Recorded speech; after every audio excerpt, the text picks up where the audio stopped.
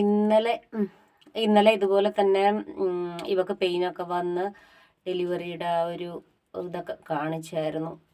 അങ്ങനെ അവൾ ഇന്നലെ നമ്മുടെ മുത്തിമോള് പ്രസവിച്ചു. പക്ഷേ അത് ഫസ്റ്റ് വന്ന കുട്ടി ചാപിള്ളയായിരുന്നു കേട്ടോ. എന്നുവെച്ചാൽ ഡെത്തായിട്ട് പൂർണ്ണ വളർച്ച എത്തിയിട്ടുണ്ടായിരുന്നില്ല. അപ്പം അങ്ങനെയാണ് കുട്ടി ഉണ്ടായത്.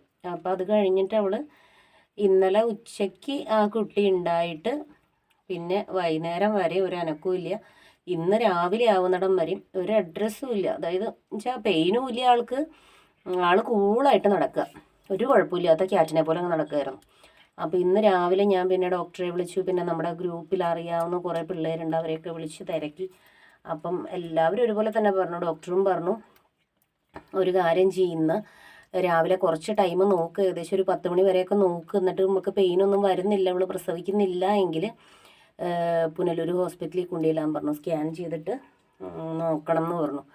അപ്പോൾ അങ്ങനെ ഞാൻ കൊണ്ടുപോകാമെന്നൊക്കെ വിചാരിച്ചിട്ട് ഇങ്ങനെ ഇരിക്കുന്ന സമയത്താണ് നമ്മുടെ മുത്തിമോള് ഞാൻ നോക്കിയപ്പോൾ അവൾ പെയിൻ വന്നിട്ട് അവൾ നല്ലോണം മുക്കുന്നുണ്ട് പ്രസവിക്കാനായിട്ട്.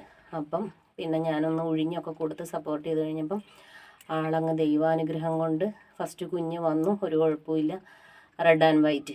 അത് കഴിഞ്ഞ് പിന്നെ കുറച്ച് സമയം കഴിഞ്ഞപ്പോഴത്തേക്കും അടുത്ത കുഞ്ഞ് വന്നു. കുഞ്ഞുങ്ങൾ കുഴപ്പമില്ലാതിരിക്കണം.